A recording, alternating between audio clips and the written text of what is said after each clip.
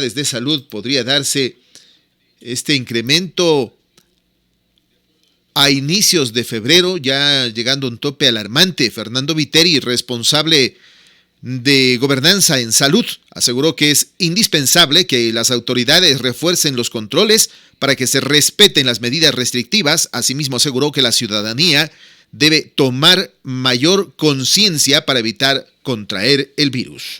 Está con nosotros a través del hilo telefónico el abogado Esteban Torres, es candidato precisamente a asambleísta. Le damos un cordial saludo. Buenos días, Esteban, bienvenido. Vamos a arrancar con este tema. Sería importante conocer cuáles son los ámbitos principales, cuáles son las ideas principales que usted llevaría a la Asamblea en caso de volver a ser elegido. Un gusto tenerlo a través de Radio Colosal. Bienvenido. Bueno, qué gusto también estar en Radio Colosal. Un saludo a las personas que nos escuchan y un saludo a ustedes también, por supuesto. Bueno, las propuestas se dividen en dos. Básicamente aquellas que ya están presentadas y que yo espero sacarlas adelante en la próxima Asamblea Nacional, porque en esta, lamentablemente, no ha existido la voluntad política y el apoyo también por parte especialmente de quienes dirigen la Asamblea Nacional, y me refiero en específico a la ley, a la reforma a la ley de arbitraje que yo presenté. Es una reforma que está orientada precisamente a otorgar seguridad jurídica para que venga inversión extranjera, que es lo que requiere la economía dolarizada ecuatoriana, que es lo que requiere también el Ecuador en estos momentos. Con un buen arbitraje internacional se da esa seguridad jurídica para que vengan inversionistas extranjeros, que está presentada. Otra de las reformas también pasa por la reforma al Código Orgánico Administrativo, otorgando mayores garantías a los ciudadanos frente al Estado en procesos en donde realmente se dan abusos. La reforma de la ley por la familia que está presentada es un tema integral de apoyo a las mujeres, a las familias, a los padres en la educación de los hijos. La reforma a la ley de armas también, que la he presentado y que espero que esté en la discusión, porque es un tema de seguridad necesaria, el desarmar a los delincuentes que en este país tienen 4 veces más armas ilegales que incluso aquellas que están registradas en el Comando Conjunto. Y por supuesto, en esta propuesta también hay un tema importantísimo en donde no hay oposición de nadie, afortunadamente, es el hecho de permitir la libre tenencia, porte, comercialización, venta de artefactos no letales. Me refiero a los gases pimienta, especialmente para que las mujeres puedan tenerla en sus carteras, en sus maletas, y evitar el acoso y el ataque, casi en un 75%, que se neutraliza de forma comprobada con este tipo de implementos. Y por supuesto, adicional a todo eso, una serie de reformas que se han presentado en el plan de trabajo del Consejo Nacional Electoral, encaminadas hacia la seguridad, hacia la reducción también de entidades innecesarias por parte del Estado, lo cual requiere una reforma constitucional y un apoyo, eso sí, a toda buena idea, especialmente que venga del Ejecutivo, en la reducción de impuestos. Ayer escuchaba una propuesta interesantísima, concreta y bien trabajada de Guillermo Lasso en el debate presidencial en el tema de impuestos, que sin duda será respaldada, porque esa es una iniciativa presidencial que requiere el apoyo legislativo. Esas buenas ideas tendrán el apoyo de Esteban Torres y de la lista 6 Tiempo de Cambio. Bueno, pero espere que lo elijan primero al señor Lasso. Yo todavía tengo mis dudas. Bueno, en este ámbito de cosas, en todos estos temas, por ejemplo, cuando usted menciona esta ley para permitir que la gente pueda portar armas, en principio tuvo un apoyo inmenso de toda la población. Y creo que sigue teniendo. Sin embargo, aparecieron ya unos tantos detractores a decir que esto no soluciona el problema. Y a pretender afirmar que lo que usted pretende es violencia para controlar violencia. ¿Qué les responde? Bueno, en primer lugar, la propia experiencia ecuatoriana en el tema de armas ha sido positiva. Aquí recién, desde el año 2009, se desarmó a los buenos ciudadanos. Antes del 2009 y para atrás en todos los años, la experiencia ha sido positiva. Y no es que hemos vivido aquí el viejo oeste, a una violencia innecesaria o que todo el mundo se matara entre todo el mundo, no. Pero lo que sí era cierto es que no solo los delincuentes tenían armas. Entonces yo he propuesto esta reforma que, como le digo, está orientada especialmente a las personas que lo requieran. Muchas veces en la zona urbana no es necesario. La gente dice, a mí no me hace falta aquí, yo puedo llamar o tengo una estación de policía muy cerca. Sin embargo, a nivel rural, que está un poco más alejado, la respuesta, especialmente de policía, se demora más tiempo. Entonces está pensada esta reforma para fortalecer especialmente a los ganaderos, a los agricultores, a aquellas personas que están experimentando robos, asaltos, todos los días en su propiedad, en su casa. Cierres ha tenido detractores y me he tenido que enfrentar a esos detractores. El primer detractor ha sido el ministro de Defensa, una persona que cuando estaba en el comando conjunto era la que firmaba los permisos para la tenencia de armas y que ahora ya en el cargo político se opone y le hace el juego especialmente a aquellos funcionarios pasados que con las ideas del chavismo, porque ha sido así, y las ideas del castrismo dijeron aquí tenemos que desarmar a la población, pero las que no han logrado desarmar es a los delincuentes. Los delincuentes están utilizando armas incluso automáticas, metralletas, cuando hacen sus robos, y por eso tenemos ya que tener una opción creativa para dar soluciones inmediatas. Por supuesto que la seguridad es un tema integral, por supuesto que está relacionado también con, en algunos casos, en temas económicos, porque tampoco hay cómo justificar aquí al ladrón diciendo que tiene que comer un ratito. Hay personas que trabajan para hacer eso y otras que están robando y asaltando y matando. Y pero, lo importante sí de esta requiere, ley que usted la promueve es que no es el que se entregue nomás o el que cualquiera compre un arma, sino que pase por una serie de filtros que garanticen que quien toma un arma, que quien tiene un arma, tiene la madurez psicológica y personal para no atentar ni contra él ni contra la mayoría de la población, así porque así, ¿no? Es que es así, esto no es un libre porte de armas, como han dicho algunos, es un porte absolutamente regulado, riguroso, y que además pocas personas quizás pueden cumplir los requisitos. Y además, como le digo, esto está vigente en el Ecuador, es un derecho, está permitido. Yo no estoy intentando que algo que está prohibido sea legal, no, esto está legal, pero ¿cuál ha sido el error? En la ley de 1980, es una ley de las armas de la dictadura de ese entonces, no se pusieron los requisitos en la propia ley para que alguien pueda acceder a un permiso. Entonces, lo que ha sucedido desde el 2009 es que vía normativa secundaria de cuarto orden, ciertos funcionarios se han dedicado a conculcar este derecho que es legal. Entonces, ¿qué es lo que busca esta reforma únicamente? Pone en el texto de la ley de armas explícitamente los requisitos de cumplir, que son difíciles. Por ejemplo, tener una cierta edad. Me dicen que yo puse 18 años de edad, pero me están diciendo algunas personas que subamos a 25. No tengo problema. No tener antecedentes penales, tener exámenes de suficiencia psicológica. Alguien que tiene problemas de depresión o de mal manejo de ira no puede tener acceso a un arma.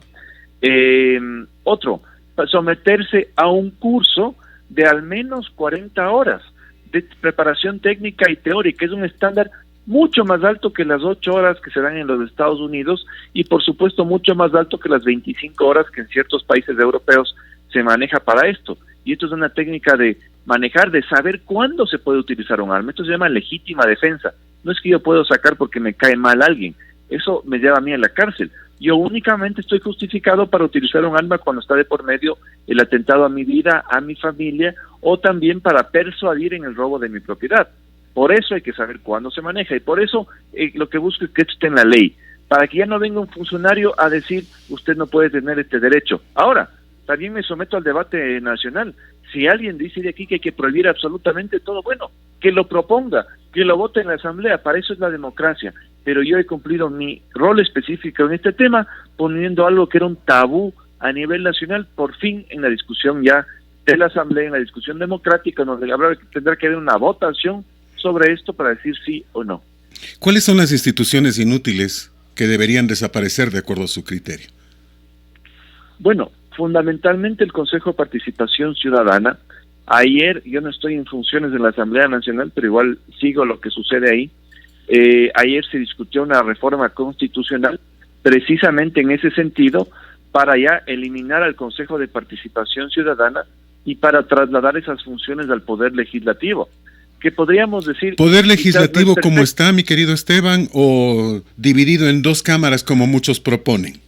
Vea, yo estaba en la idea de reducir el número de asambleístas, por eso seguiré impulsando las reformas en ese sentido, y sí estaba de acuerdo en la conformación de un Senado pequeño, de no más de 25 o 30 senadores, que tenga funciones distintas a la Asamblea, como sucede en las democracias más robustas, y delegándole, por supuesto, a este Senado la nominación, el debate, la elección de las autoridades que hoy está eligiendo el Consejo de Participación Ciudadana. Lamentablemente, en una de estas reformas constitucionales, la comisión sacó el tema del Senado. Entonces, ahora la discusión que se da es en el tema del Consejo de Participación Ciudadana, si esas funciones van a la Asamblea. Mire, yo creo que puede ser que haya una mala Asamblea, pero yo prefiero que el careo público en la elección de autoridades esté en la Asamblea, porque ahí usted sabe quién es el representante de cada provincia, cómo se va a comportar, cómo va a votar y qué está diciendo sobre cada autoridad. ¿Qué es lo que está pasando en el Consejo de Participación Ciudadana? Eligen en procesos que nadie conoce, nadie sabe qué está pasando, a los amigos de los amigos de los amigos de forma solapada, y eso es algo que no podemos permitir.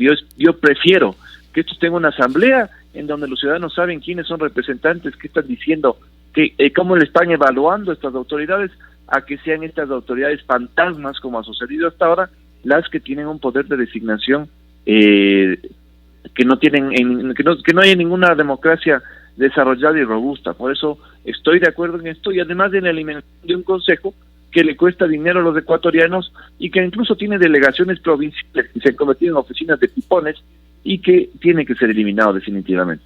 Ahora, se pide también una disminución de sueldos, no solo para los asambleístas, sino para todo el aparato burocrático. ¿Usted estaría de acuerdo? Miren, yo he propuesto esto cuando se lanzó esta discusión y esta molestia ciudadana, en donde se decía que hay que reducir el sueldo a los asambleístas. Yo propuse algo en el debate nacional, que vuelva a ser como antes, en donde no había un sueldo, sino había unas dietas de reconocimiento por trasladarse especialmente a la ciudad de Quito para cada sesión. Eso existía cuando mi abuelo fue diputado por la provincia de Tungurahua. Primero la asamblea no se reunía 12 meses, se reunía únicamente 3 meses a sesionar de forma plenaria, y en el resto tenían sesiones de comisiones. Se pagaba a los asambleístas por sesión a la que tenían que ir. Es distinto un asambleísta, un funcionario burocrático. Un funcionario tiene que ganar un sueldo, pero en el caso de los asambleístas esa es la discusión. Sin embargo, en ese tiempo sí se les permitía ejercer la profesión, porque lo que no puede estar es una prohibición de vivir de algo, en mi caso personal de abogado, por ejemplo, y una prohibición de ganar sueldo. Entonces, en esta discusión nacional, eso es lo que tenemos que preguntarnos. El hecho de que alguien gane sueldo, pero no puede ejercer la profesión, ¿es más positivo? Porque no puede tener conflicto de intereses y más. En mi caso personal, como le digo, soy abogado, de eso vivo, y tengo que patrocinar juicios, o patrocinaba juicios antes de estar en la asamblea. Si se quita el tema del sueldo, habría que habilitar la posición, pero eso, como le digo, tiene otro aspecto que muchos dicen, no, es que aquí hay cruce de funciones, en fin. Pero se podría reducir el número de asesores, porque tienen una cantidad de asesores. Se habla de que tienen una serie de prebendas, planes telefónicos celulares ilimitados, que les regalan hasta los celulares, que les regalan las computadoras. Por provincias tienen también una oficina de legislativo. Que no sirve para nada. Un bus gigante que no sé para qué funciona ahora. Tienen la radio legislativa. O sea, todo este tipo de cosas son necesarias. Bueno, a ver, algunas cosas no son ciertas, ¿no? También hay discusiones que se dicen, por ejemplo, no es que se regalan aparatos, en fin, hay un préstamo de aparatos. Yo al menos he rechazado en mi curulio, no he aceptado, no porque no lo necesite, sino porque tenía alguna duda de que vaya a estar pinchado el teléfono en la computadora y que la información vaya a terminar en manos de alguien que no era la persona correcta. Pero sin duda hay que cortar en lo posible todo esto, gastos innecesarios que sí se dan, sabiendo también que hay cosas que son necesarias. Por ejemplo, el hecho de que un asambleísta de provincia de la costa o de Galápagos tenga necesariamente, por ejemplo, que viajar en avión porque no hay otro medio de transporte rápido para la sesión, es algo, yo creo, lógico. Lo que se tiene que buscar ahí es un acuerdo para que este no sea un gasto alto. En mi caso personal, por ejemplo, me traslado en auto porque desde Ambato a Quito no hay una distancia corta, y porque tampoco hay ningún vuelo directo desde Ambato a Quito, pero sin duda hay que revisar gastos puntuales, sabiendo sobre todo que lo importante es que opere la asamblea de forma honesta, porque a veces nos podemos ponernos a pelear por el tema del gasto en celulares, en computadoras, como les digo, en mi caso personal no las tengo, pero el tema es peor, ¿no? Que una persona deshonesta llegue a la asamblea y se reparta un hospital o se reparta algún tema que haga daño a los ciudadanos. Eso es peor que cualquier Y el gasto. tema Entonces, de los asesores, porque recuerde usted que a una de las asambleístas que se le destituyó, ni siquiera le conocían en la asamblea a la asesora, y después decía que solo le acompaña en territorio para tomarse fotografías. Bueno, hay también asesores en territorio y hay asesores que están en la asamblea. Hay 2 asesores y 2 asistentes. Quién sabe, se puede pensar en reducir 1 o 2 para que queden lo mínimo. Además, quienes tenemos formación jurídica, y en mi caso personal me dedico yo mismo a revisar las leyes, a proponer las reformas, no me ayuden absolutamente nada un asesor, tenemos esa ventaja. Los asesores a veces están pensados para aquellos que no entienden la ley, no tienen formación jurídica, y también en el fondo se convierten en presos de sus asesores. En mi caso no ha pasado, y he aprendido eso sí en la asamblea, que un buen asambleísta tiene que hacer sus propias reformas, sus propios oficios y por supuesto sus propias discusiones de la ley, y así lo seguiré haciendo. Pero sobre la ley de extinción de dominio, Esteban, especialmente en el mal uso de asesores que sí se dan, aunque hay que saber que hay algo necesario, ¿no? También las demandas de la provincia sí se escuchan a través de personas que están recibiendo en oficina, dialogando, cuando lamentablemente a uno a veces le toca estar casi toda la semana en Quito, porque hay 2 comisiones. En mi caso personal han habido 2 sesiones de comisiones, el lunes, el miércoles y el viernes por la Comisión de Justicia, y el martes y jueves 2 o hasta 3 sesiones plenarias. Entonces, sí es verdad que a uno le toca estar casi toda la semana en Quito y viene acá a veces el sábado y se va el lunes. Bueno, me quedo pensando en la ley de extinción de dominio, que definitivamente no salió. Y esa es una preocupación porque no se ha podido recuperar nada del dinero robado. Bueno, a ver, la ley de extinción del dominio la quiere poner el presidente encargado de la asamblea antes del 7 de febrero, con los asambleístas suplentes que están en este momento sesionando, porque los principales hemos tenido que pedir licencia sin sueldo para esta campaña, y somos un buen número. Pero lo quiere poner en agenda el presidente de la asamblea, lo cual a mí me preocupa. ¿Por qué?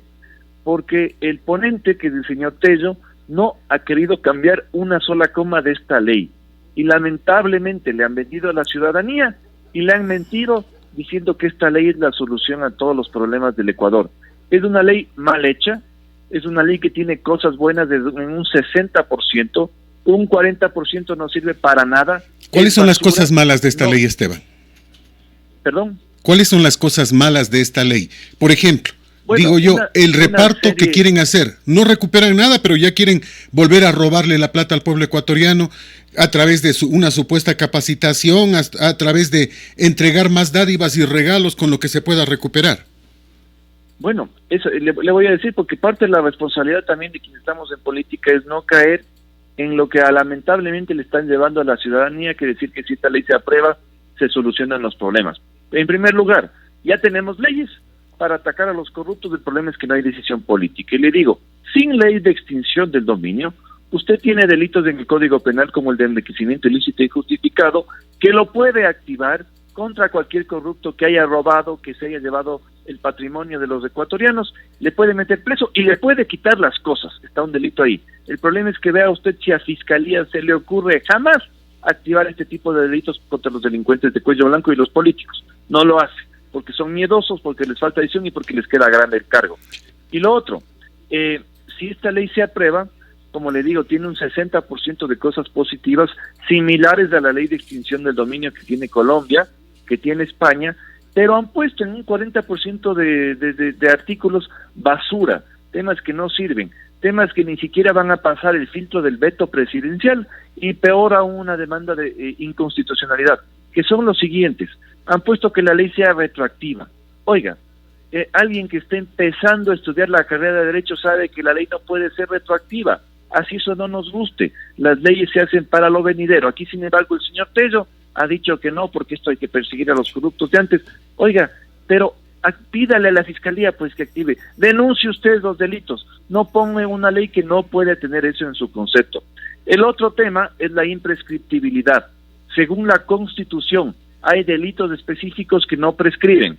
Aquí se han inventado una serie de delitos más que dicen que no tienen que prescribir. Eso se va a caer en una demanda de inconstitucionalidad y la Asamblea va a quedar en más hazme reír, porque van a decir estos asambleístas bobos que nos dicen que una ley que va a valer no pasa ni siquiera el filtro del presidente y de la Corte Constitucional. Esteban, ya nos pasamos de tiempo. Un solo minuto para que usted le diga a la gente por qué tiene que votar por usted. Bueno, la lista 6 Tiempo de Cambio y Esteban Torres, quien les habla, hemos conformado una lista de jóvenes altamente preparados. No hay nadie en la provincia con una mayor preparación técnica, académica para estar en la Asamblea Nacional y sobre todo honesta, porque ya hemos estado en la función pública, ya hemos estado en la función privada y todas las personas que conformamos la lista somos personas que no tenemos escándalos, no hemos estado inmersos en ningún tema negativo y eso es algo yo creo que positivo, una buena carta de presentación para que la próxima Asamblea sea un instrumento de cambio y no sea más de lo mismo. Gracias, Esteban, siempre un placer. Este es Colosal, la que sí le dice la verdad. Son exactamente las 7 de la mañana con 23 minutos, 7 con 23. Andrés Arauz sacó de línea su blog sobre dolarización. El Observatorio de la Dolarización, en donde Arauz y sus amigos, Ramos, otro economista con intereses en doctrina social católica, distributismo, nueva arquitectura financiera, comercio internacional, desarrollo económico, inclusión financiera y teoría monetaria, y Andrés Chiriboga Tejada, sociólogo económico, quien fuera miembro de la Junta de Regulación y Política Monetaria y Financiera del Ecuador entre el 2015 y 2016 y estudiaba un doctorado en Sociología de la Universidad de París. El blog realizado por ellos, denominado Dolarización EC, dejó de funcionar sorpresivamente esta semana, aunque su cuenta de Twitter, que tiene 19.800 seguidores, sigue publicando. Este blog donde hablaba del tema de la dolarización, Arauz, desapareció, ya no se puede encontrar. Ya está con nosotros a través del hilo telefónico, le saludo de la manera más comedida, Patricio Saravia, también candidato a asambleísta por la provincia. Patricio, buenos días. En caso de recibir el beneplácito, el voto del pueblo, ¿cuáles serían los principales temas que usted llevaría a la asamblea? Empezamos por ahí. Buenos días, bienvenido. Muy especial para todos ustedes y quienes nos escuchan esta mañana. Bueno, realmente el plan de trabajo legislativo que ha presentado Patricio Saravia está fundamentado en 4 ejes fundamentales, entre ellos la seguridad, la economía, la estabilidad laboral y la agroproductividad. Estos 4 ejes son los que se desarrollarían en el legislativo en forma conjunta con el proyecto de gobernabilidad presentado por Guillermo Celi, nuestro candidato a la presidencia. ¿Cómo se manejaría, cómo funcionaría el tema de la seguridad? ¿Qué es lo que ustedes proponen? Reformar en varias partes el Código Orgánico Integral Penal, pues no puede ser posible que todos los días existan ciudadanos que trabajan permanentemente y sean asaltados, robados, asesinados y en fin, una serie de cosas. Hoy la delincuencia en las calles de nuestro país es incontrolable. ¿Es por qué? Por falta de una normativa legal clara que prohíba que los jueces de garantías penales opten por la libertad condicional o por todo este tipo de medidas alternativas dicen ellos, a la prisión preventiva y se haga que los delincuentes entren y salgan de la cárcel como Pedro en su casa. Eso es fundamental. Otra de las reformas al Código Orgánico Integral Penal es la prohibición expresa que todo funcionario público que cometa delitos de corrupción en el ejercicio de su cargo puedan ser beneficiados con rebajas por buen comportamiento o circunstancias atenuantes. Ahora, hablando, por ejemplo, de estos temas, ¿qué pasaría en caso de ser usted asambleísta, con la tabla de consumo de drogas? Esa tabla tiene que ser eliminada, porque eso ha originado que se vaya matando a nuestra juventud. Eso ha originado que exista un caos en las familias, una desintegración en las familias ecuatorianas. Esa tabla no puede continuar. En el tema de la economía, de la que usted mencionaba como segundo eje, ¿qué es lo que están proponiendo? ¿Qué opinan? Espero que rebaja de impuestos, no subida de más impuestos. Por supuesto, nuestro presidente ha sido muy claro. Bajar el IVA del 12 al 8%, bajar las tasas de interés que hoy más que nunca nos han cobrado los banqueros y los dueños de cooperativas. Se paga un interés del 22, 24, 26, 28%, que ese es un robo. Ese es un chulquerismo que se ha legalizado en nuestro país. Los intereses no pueden ser pagados más del 4% a todo crédito, absolutamente a todo crédito. Además de eso, el servicio, la agilidad que se da en el Ban Ecuador, antes llamado Banco de Fomento, tiene que ser eficiente. No puede ser que nuestros conciudadanos prefieran, por situaciones de agilidad en la atención, vayan y se metan a hacer créditos en la banca privada y no en la pública por esa falta de atención. A ver, toquemos un par de estos temas. Usted dice bajar el IVA del 12 al 8%. Eso dice su candidato.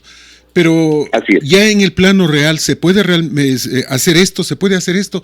Y pregunto esto, un país que tiene una serie de problemas económicos, que solo vive de préstamos, que no tiene dinero ni para pagar a sus funcionarios, ¿puede dejar de percibir el 30% de sus ingresos por impuesto a la renta? ¿El 33%?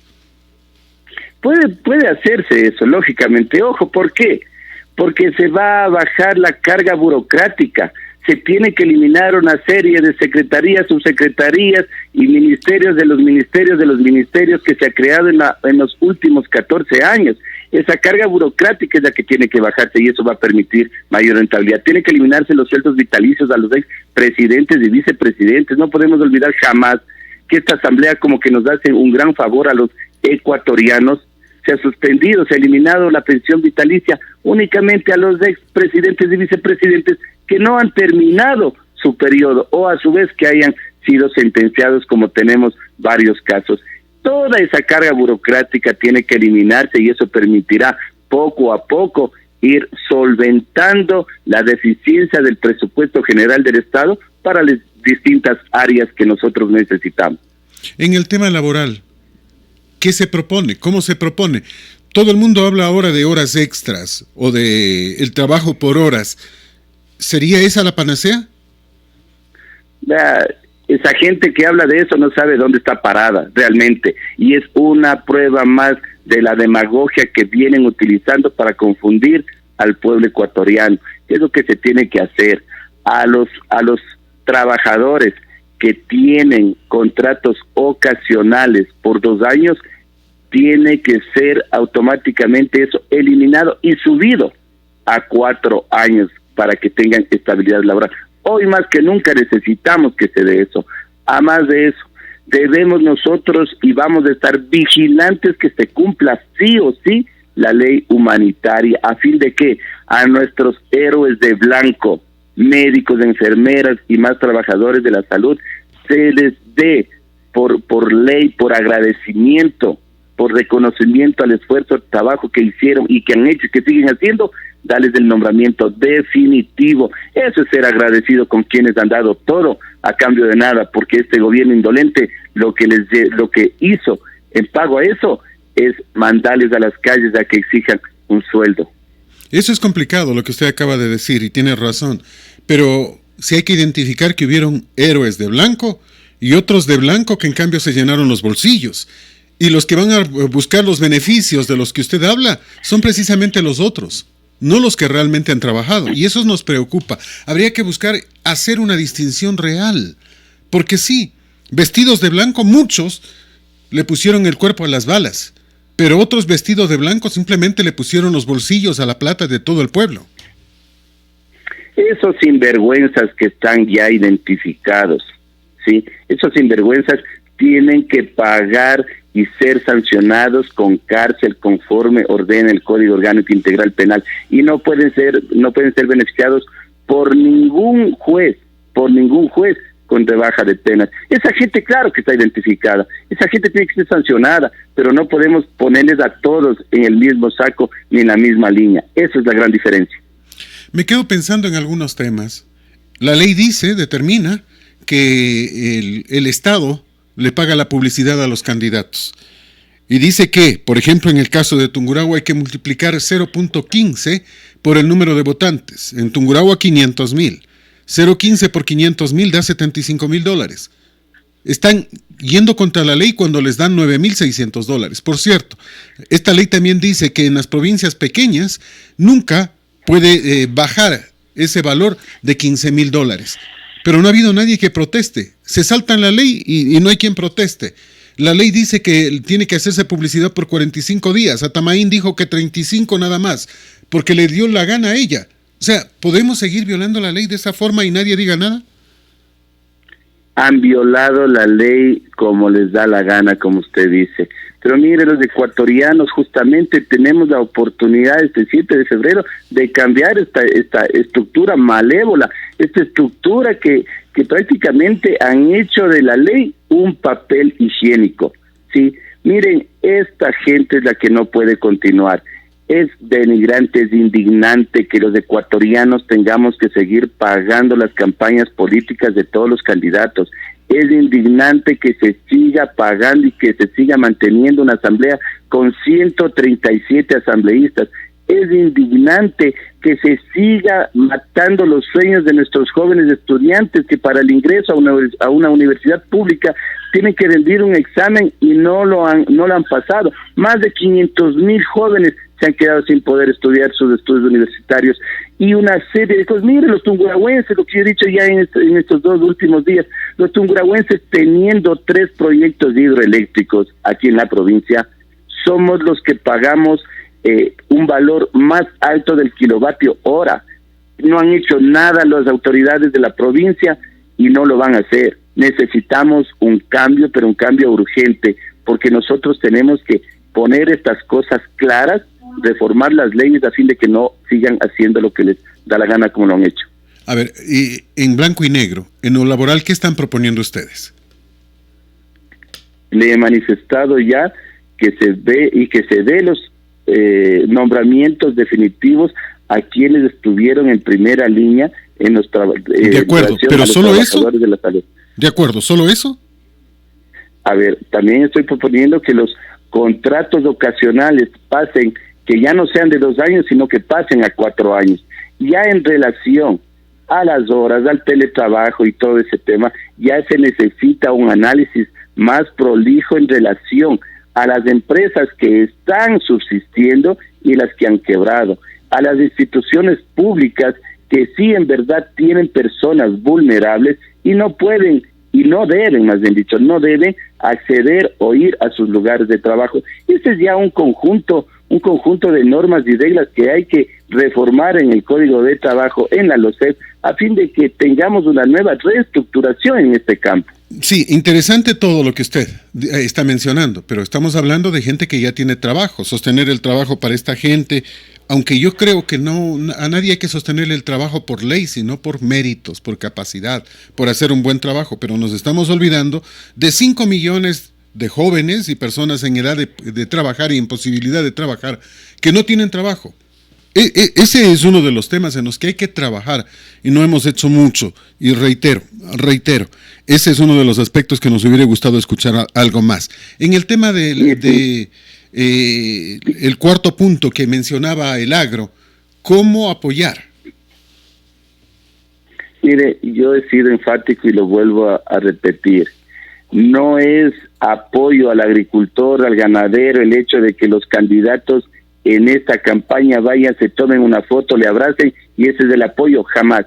Le pregunto a ustedes, los candidatos que están a la reelección y los que están como candidatos a los partidos políticos que nos han gobernado estos últimos 14 años, ¿qué hicieron en beneficio del ganadero? Autorizar mediante decreto ejecutivo la industrialización del suero de leche, ¿sí?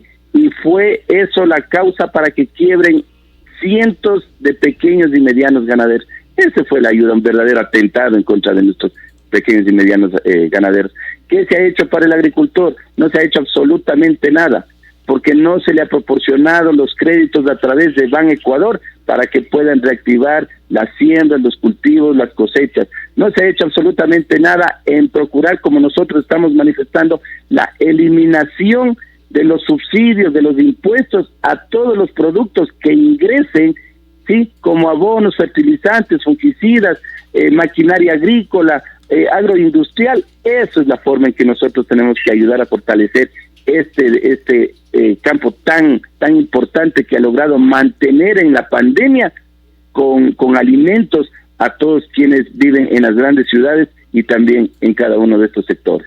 Ok, pero ¿cuáles son los puntos directos? ¿Cómo beneficio a las personas? A ver, con una ley que, por ejemplo, que retire los impuestos y a los productos tan necesarios como abonos y otros más, por ejemplo, porque es solo un enunciado, que me parece bien, pero hay que darle un complemento, mi querido Patricio. Nosotros tenemos que en los supermercados obligar que se mantengan en las perchas hasta un 60% obligatorio del producto nacional. Esa es la forma en que nuestros emprendedores, en que nuestros artesanos, en que nuestros agricultores que ya han logrado industrializar estos productos mantengan y tengan un mercado asegurado. A ver, pero a fuerza ni los zapatos. Por favor, Patricio, a fuerza ni los zapatos. O sea, por obligación nada, por calidad sí, por mejor precio sí. Pero busquemos que puedan tener estas posibilidades los productos. A fuerza simplemente puede estar allí, pero si yo lo veo caro no lo voy a comprar. Si yo veo, y usted sabe cómo somos los ecuatorianos, lamentablemente preferimos el producto extranjero. O sea, tenemos que conseguir que el producto sea bueno, démosles posibilidades, capacitación, démosles una serie de ayudas, hagamos que trabaje de verdad. Por ejemplo, el Ministerio de Agricultura y Ganadería tienen muchos técnicos, pero sentados en una oficina. ¿Qué hace un técnico frente a un escritorio cuando tiene que estar en el campo, en el sitio, cuando tiene que ayudar en la producción, cuando tiene que estar conociendo los nuevos problemas que tiene el agricultor, los nuevos ácaros que aparecen, cómo se combate, cuando tiene que estar haciendo otra cosa? Es decir, que produzcamos más y mejor nosotros para poder ofrecerlo a la gente, a la colectividad. A fuerza va a pasar lo que pasa con la industria del calzado. Se llenaron los bolsillos unos, no le dejaron escoger el mejor calzado a usted, el pueblo terminó pagando la gracia y al final no ha pasado nada. Seguimos hablando de industrias en donde inclusive se mandó a la gente que vaya a la casa a trabajar por obra. Entonces estos temas no solucionan el inconveniente. Plenamente de acuerdo. Ojo, nosotros tenemos el gobierno provincial que tiene competencia exclusiva en el tema productividad. Y ellos justamente son los que han venido a subsanar, a suplantar la gran responsabilidad de los miembros del Ministerio de Agricultura y Ganadería. Es un gobierno autónomo que nosotros lo vamos a fortalecer, porque realmente el Ministerio de Agricultura y Ganadería no ha servido para absolutamente nada. Y como usted dice, pasan exclusivamente en sus oficinas y cuando salen de paseo, porque no han sido capaces de incentivar, de motivar, de dar charlas, de preparar a nuestra gente en el campo para que pueda mejorar su producción. Pero mire, es algo tan esencial que nosotros logremos abaratar los costos de producción. Si es que nosotros logramos bajar los costos de producción, vamos a producir más y de mejor calidad. Y eso nos va a permitir ser competitivos en cualquier mercado. Además de eso, mire, en el Código Orgánico Integral Penal no se sanciona el ingreso ilegal de productos agrícolas, tanto de Perú como de Colombia. De acuerdo, de Chile, no se olvide que ese es uno de los temas. Patricio, lamentablemente el tiempo se nos fue. Queda un solo minuto para que usted le diga a la gente por qué tiene que votar por usted y en qué lista lo encuentra.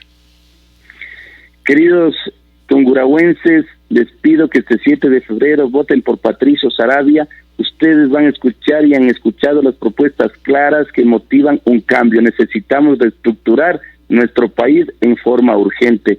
Patricio Saravia está en la lista Suma 23, así es que espero el apoyo de todos ustedes. Un abrazo fraterno, un excelente día. Este es Colosal, la que sí le dice la verdad. Son exactamente las 7 de la mañana con 41 minutos. Atención a la hora. Ya son las 7 de la mañana con 41 minutos. Este es Colosal. Papeletas, error o acto deliberado.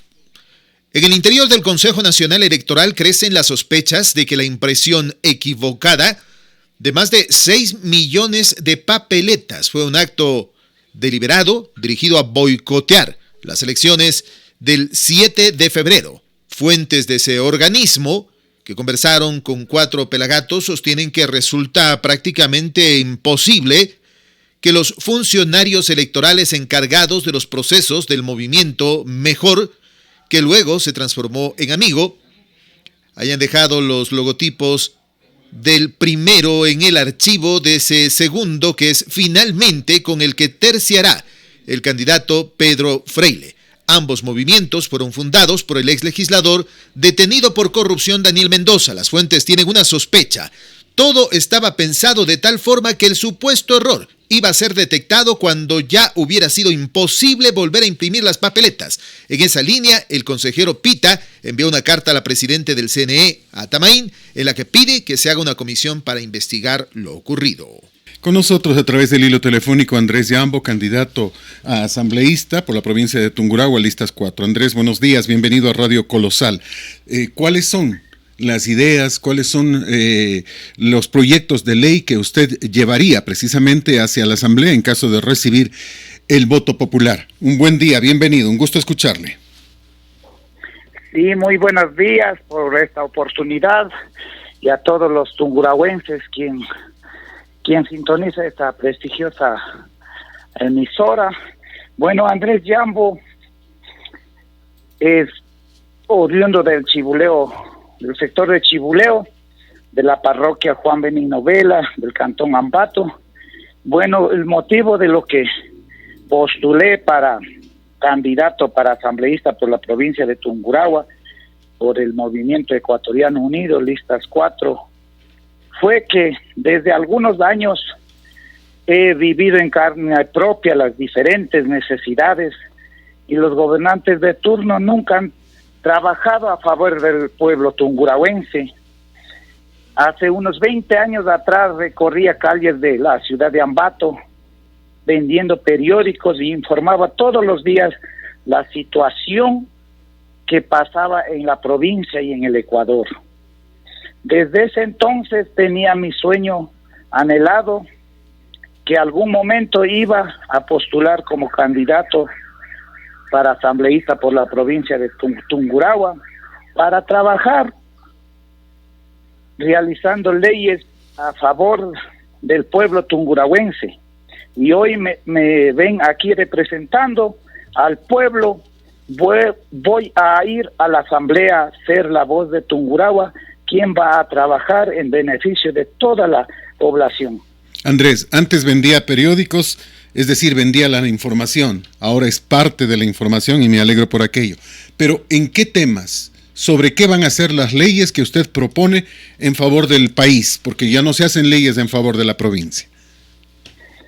Sí, los 4 ejes que estoy trabajando es en el campo de la producción, educación, salud y seguridad, que son los factores muy importantes para el desarrollo de los pueblos y de la provincia de Tungurahua y en sí del Ecuador. Vamos al tema de la producción. ¿Cuál sería la ley? ¿Qué es lo que está proponiendo en este tema de producción? Bueno, es una de las propuestas muy relevantes. Sería que Tungurahua es un eje muy importante.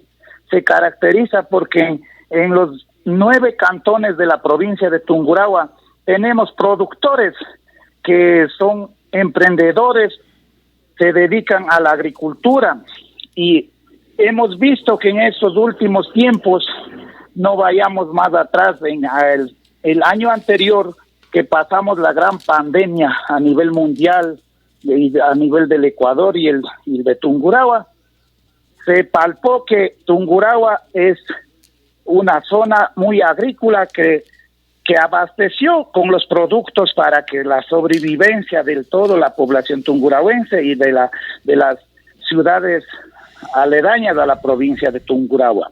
Por tal razón, Andrés Yambo, cuando esté en la Asamblea Nacional, va a impulsar para que se cree un seguro de agricultor que podría ser canalizado. El Estado cuenta con una aseguradora Sucre que, ¿por qué no crear un seguro agrario para todos los agricultores para que en caso de pérdida de sus recursos económicos invertidos por diferentes factores puedan ser retribuidos y luego para que el agricultor tungurahuense y ecuatoriano vuelva a labrar sus tierras y vuelva a invertir para que él sea el aporte en la economía del Ecuador y de la sociedad en sí. Interesante, pero el seguro agrícola significa que yo debo pagar para asegurarme, es decir, el campesino tiene que pagar para asegurarse. ¿Usted cree que realmente nuestro campesino, nuestro agricultor va a tener el dinero para poder hacer este pago que sí le va a dar un poco de certezas, pero que no creo que cubra todo? Por ejemplo, puede cubrir el problema de la lluvia, el problema de la helada, puede cubrir el tema de una pérdida de la producción, pero no va a cubrir un seguro, por ejemplo, que usted siembre papas, coseche papas, y cuando usted llega al mercado se topa que en vez de costar 15, 20 dólares, le quieren pagar $1 o $2 por el quintal de papas. Eso no lo va a cubrir nunca. Bueno, en esa situación sí tocaría trabajar para poderle exportar, aunque sean los productos de la provincia.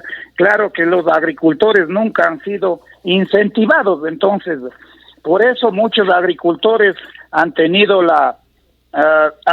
que emigrar a grandes ciudades y cuando no tienen la oportunidad de tener un empleo, mejor se han aumentado lo que es la mendicidad, lo que es la delincuencia. Entonces, por toda esa situación, por eso es que Andrés Yambo tiene esa iniciativa de que en la Asamblea Nacional hay que trabajar en bien de la población ecuatoriana y tungurahuense, porque si es que no lo trabajamos de esa manera, en los próximos años, en vez de que tendremos que disminuir la delincuencia, el desempleo va a ir en aumento. Entonces, esas son las iniciativas que cuenta Andrés Yambo para la Asamblea Nacional. Obviamente a nosotros nos preocupa el tema, pero el problema principal, por ejemplo, para exportar, es que estamos produciendo poquito. ¿Por qué producimos poquito? Porque tenemos minifundios, porque nuestros terrenos son pequeñitos, porque al agricultor no le gusta asociarse. ¿O usted cree que estamos cambiando ese tema y el agricultor podría asociarse en grandes cooperativas de producción para poder entregar su producto y exportarlo? ¿Cree que estamos en ese momento? Sí, por supuesto. Nosotros aquí en la zona central, por ejemplo, aquí en Cantón Ambato mismo, en las diferentes parroquias rurales, tenemos minifundios, pero en la zona del Cantón Quero, Cantón Mocha, sí podemos trabajar porque ahí sí tenemos extensiones grandes y podemos asociarnos y trabajar conjuntamente. La verdad es, el Tungurahua sí es tierra de oportunidades, por lo tanto, los compañeros agricultores día a día se esfuerzan, trabajan. Entonces, bajo esas perspectivas, tengo que trabajar para que el tungurahuense, el que se dedica al agro, no sea afectado, que sea atendido desde los gobiernos de turno, porque en la actualidad no tienen ningún tipo de apoyo. Por esa razón, ellos se sienten desafectados y entonces por lo tanto Andrés desprotegidos. Va a cumplir lo que está planteando para ir a la Asamblea Nacional. Vamos al segundo tema. Usted hablaba de educación, ¿no? Ese es el segundo eje. ¿Qué proponen en el tema educación? Bueno, como es de conocimiento de todos los ecuatorianos y tungurahuenses, la educación, en vez de que sea garantizado por el Estado, de acuerdo a la Constitución Política, todo ecuatoriano tiene derecho a la educación, a la salud gratuita, pero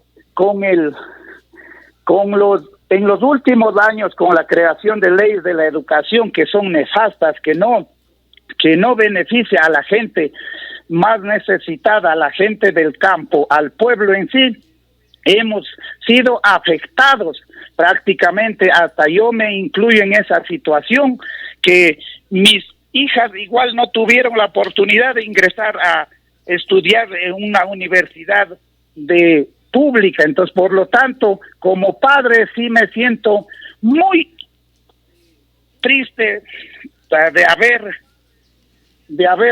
hecho estudiar en una institución particular o privada a veces sin tener recursos económicos. Por esa razón, yo cuando esté en la asamblea, quiero que regrese la educación gratuita para todos los jóvenes que están Andrés, en capacidad de ser algún día.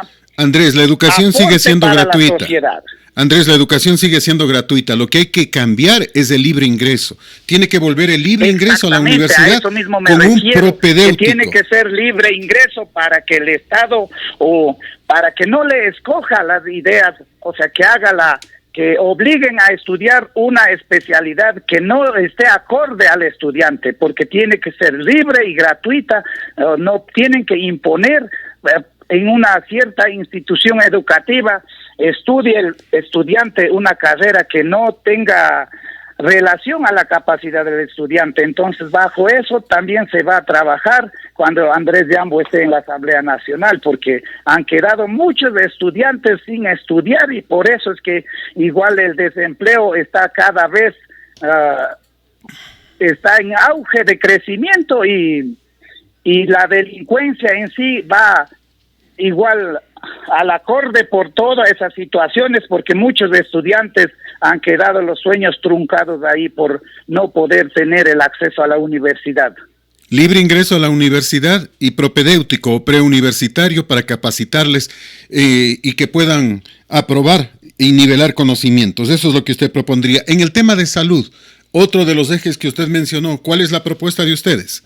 Porque, bueno, en estas semanas he estado recorriendo toda la provincia de Tungurahua, donde he estado en todos los rincones, todos los jóvenes agricultores, campesinos, incluso de la zona urbana aquí en la ciudad de Ambato, me han manifestado que usted cuando esté ahí tiene que hacerle cumplir esa ley, o sea, para que el estudiante sea sea del sector rural o sector urbano, tenga acceso libre a las universidades y que no sean impuestas por las autoridades de la educación. Entonces, por tal razón, Andrés Yambo va a estar con el pueblo, apoyándole todas las ideas de todos los estudiantes del Ecuador y de Tungurahua. En el ámbito de salud, le preguntaba, ¿cuál es la propuesta que ustedes hacen? Bueno, en el ámbito de la salud, hemos en estos últimos meses del año pasado y en la actualidad estamos pasando una gran crisis sanitaria a nivel mundial, a nivel del Ecuador y al nivel de Tungurahua. La verdad, las autoridades de salud del turno no han dedicado a hacer un trabajo que sea beneficioso, acorde a la población ecuatoriana y tungurahuense. Muchos de ellos, incluso, como es de conocimiento público, por medio de esta pandemia, se han enriquecido, se han ido llevando los recursos que legalmente pertenece a todos los ecuatorianos y tungurahuenses, y por esa razón no han podido tener esa atención necesaria en los hospitales públicos, en los hospitales privados, porque no contábamos con recursos económicos suficientes. Entonces, Andrés Yambo, cuando llegue a la asamblea, tiene que regresar los recursos que los llevaron estas autoridades que muchos de ellos incluso creo que están fuera del país y todo eso, y entonces toda esa corrupción que existió en estos meses tiene que terminar, y tienen que los recursos económicos de los ecuatorianos tiene que ser invertido en la salud, lo que es en la salud privada o pública. Entonces con eso podemos radicalizar esta gran pandemia y diferentes aspectos que tengamos en lo futuro. En el tema seguridad, ya vamos a ir a la pregunta hecha a través del teléfono. Cerremos estos capítulos. En el tema seguridad, que es otro de los temas que usted propone, ¿cuál es el proyecto de ley? ¿Qué es lo que ustedes van a hacer? Bueno, igual la seguridad va de mano, ¿no? En vista de que todo eso, si es que no cumplimos con esos ejes, como es de la producción, lo que es la salud, lo que es la educación, la seguridad igual es palpable en estos últimos años. En todas las ciudades, incluido la provincia de Tungurahua y la ciudad de Ambato, incluso en las parroquias rurales, la delincuencia está en auge de crecimiento por todas esas situaciones, por no tener una educación oportuna a los jóvenes, o por no tener un empleo, por no tener un acceso a la universidad. Entonces, por tal razón, y aparte de eso, por la gran migración de los compañeros venezolanos que han llegado en estos últimos años a nuestras ciudades. Andrés, pero ¿cuál es la propuesta? ¿Cuál es la propuesta? No sé, endurecer las penas para los delincuentes. ¿Cuál es la propuesta? Dedicados a la delincuencia puedan tener un acceso de ingresos para que el sustento de la familia, porque no han tenido una oportunidad para tener un empleo, para llevar un pan, digamos, el pan del día de la casa a la familia.